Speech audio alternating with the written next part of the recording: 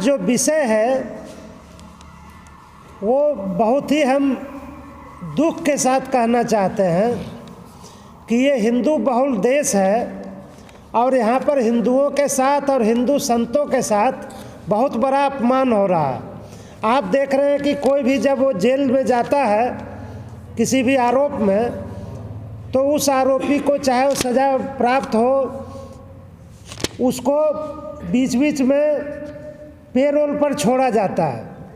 लेकिन आपने देखा होगा कि हमारे पूजनीय हिंदू धर्म सम्राट परम पूज्य आसाराम बापू जी को कभी भी पेरोल पर नहीं छोड़ा गया।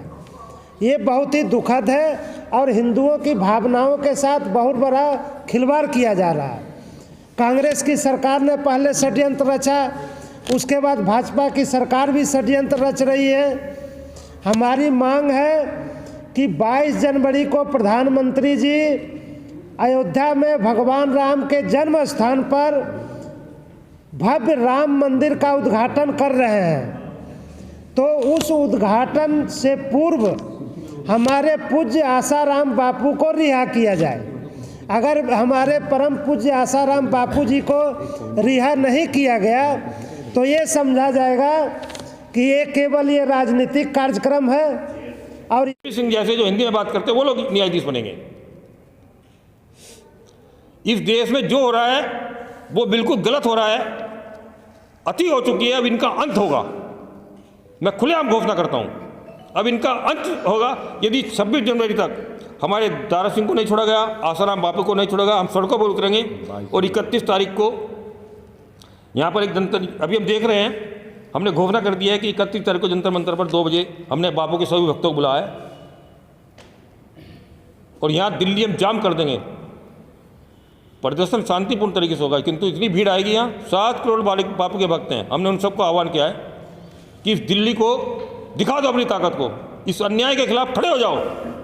और जो लोग इस अन्याय पर चुप्पी साधे बैठे हैं, चाहे वो न्यायाधीश हो चाहे सत्ताधीश हो, उन सबका बेड़ा गर्क होना ही है। बस यही मैं कहना चाहता हूँ। हम अखिल भारतीय हिंदू महासभा के राष्ट्रीय अध्यक्ष मुन्ना शर्मा जी, जिनके तत्वाधान में ये प्रेस कॉन्फ्रेंस आयोजित की, जिन्हें आपने अभी सुना, इसमें सबसे बड़ी मांग यही है कि हिंदुओं के साथ धार्मिक भेदभाव न हो, 4 लाख हिंदू मंदिरों का पैसा वापस हो, पूर्ण गौहत्या बंदी लागू करें, तभी सच्चे राम भक्त बन सकते हैं। और जो सनातन धर्म की वर्षों वर्ष से रक्षा के लिए संघर्ष करते चले आए पूज्य संत, परम पूज्य संत आसाराम बापू जी, जो कि बिल्कुल निहायत सरासर झूठे केस में बंद हैं, जो पॉक्सो के लगाई गई धाराएं, जबकि वो बालिग है, उसके सर्टिफिकेट और चीज़ें, इंश्योरेंस के कागजात भी मौजूद हैं। और ऐसे सनातन धर्म की रक्षा करने वाले संत आसाराम बापू जी, जो ईसाई मिशनरियों के विरोध में थे, जिन्होंने सनातन धर्म की रक्षा की, ब्रह्मचर्य की शिक्षा दी और सनातन धर्म के लिए सदैव काम किया, ऐसे संत आसाराम बापू जी की जो 22 जनवरी है, जब हम प्रभु श्री राम की भव्य मूर्ति का, प्रभु जी श्री राम की, सिया राम जी की, लक्ष्मण भरत शत्रुघ्न जी की अयोध्या धाम में हमारे देश के माननीय प्रधानमंत्री जी जब प्राण प्रतिष्ठा करेंगे, तो ऐसे अवसर पर क्या कोई सनातन धर्म की रक्षा करने के लिए झूठे केस में बंद रह जाना चाहिए? नहीं होना चाहिए। इसीलिए हम लोग मांग कर रहे हैं कि धर्म रक्षक दारा सेना के दारा सिंह, जिन्होंने भी उड़ीसा में जब ईसाई मिशनरियों का वहाँ प्रकोप चल रहा था उसकी रक्षा के लिए कार्य किया, और उनको रिहा किया जाए। और संत आसाराम बापू जी को 22 जनवरी से पहले हर हालत में रिहा किया जाए, जिससे संत आसाराम बापू जी के 7 करोड़ भारतीय फॉलोअर और विदेशों में फॉलोअर और जो सनातन धर्म को मानते हैं उनको भी खुशी मिले, उनको भी सनातन धर्म भगवा लहराने का और जय श्री राम का घोष करने में आनंद आए, अयोध्या धाम की जय करने में अच्छा लगे। ये बहुत आवश्यक कि होनी होकर रहेगी, अनहोनी कोई होती नहीं। सभी शंकराचार्य जो है कुछ अपनी बात कह रहे हैं, वो प्रोग्राम को आगे पीछे कर रहे हैं, लेकिन फिर भी 22 तारीख को प्रोग्राम हो रहा है। आज प्रधानमंत्री जी 10 विधि स्नान पे बैठे हैं और वे पश्चाताप के ऊपर बैठे हैं। आज पश्चाताप का उनका प्रोग्राम है आज का। तो मैं ये कहता हूँ भी जहाँ प्रोग्राम में इतनी अटकलें लगी हुई हैं और प्रधानमंत्री जी ने उसको कार्य को शुरू कर दिया, आज वे पश्चाताप किस चीज़ का कर रहे हैं? जब वे पश्चाताप कर रहे हैं तो उनका एक फ़र्ज़ भी ये बनता है या उसका एक विधान भी बनता है कि कोई भी ऐसा वृद्ध जो जेल में है उसको अगर वे बाहर करते हैं और वो धार्मिक आदमी है तो इससे उनके इस पश्चाताप को जो आज वे कर रहे हैं उसमें उनको प्लस मिलेगा।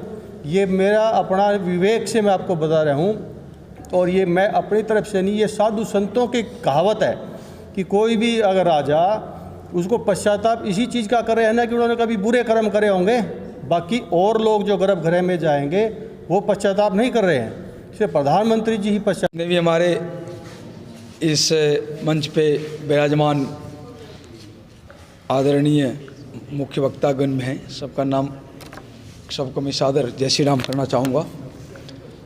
और आज का जो विषय रखा गया है सनातन धर्म के संबंध में और जो भी कार्यक्रम आयोजित किया गया है, इनका अटल जनशक्ति पार्टी की ओर से समर्थन करता हूं। और संदेश के तौर पर मैं ये कहना चाहता हूं, जो हिंदुओं की नपुंसकता ने इस देश के कितने टुकड़े कर दिए, मतलब अनगिनत टुकड़े हो गए, 20-25 टुकड़े हो गए। ये हमारी नपुंसकता की कारण हुआ और हमारी नपुंसकता का ही परिणाम है जो 2004 के बाद 2014 तक हमारे संतों के ऊपर इस देशद्रोही कांग्रेस शासन व्यवस्था ने धड़ल्ले से अत्याचार किए, जिसके परिणाम आसाराम बापू जी भी भुगत रहे हैं। कुछ संत को देश छोड़ के भागना पड़ गया।